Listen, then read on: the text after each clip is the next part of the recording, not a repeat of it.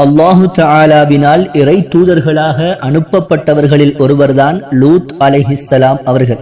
இப்ராஹிம் அலைஹிஸ்ஸலாம் அவர்களின் காலகட்டத்தில் வாழ்ந்த நபிதான் இந்த லூத் அலைஹிஸ்ஸலாம் அவர்கள். இந்த லூத் அலைஹிஸ்ஸலாம் அவர்கள் இப்ராஹிம் அலைஹிஸ்ஸலாம் அவர்களின் நெருங்கிய உறவினராகவும் இருந்தார்கள். இந்த லூத் அலைஹிஸ்ஸலாம் அவர்கள் சதூம் என்ற நகரத்திற்கு இறை தூதராக அனுப்பப்பட்டிருந்தார்.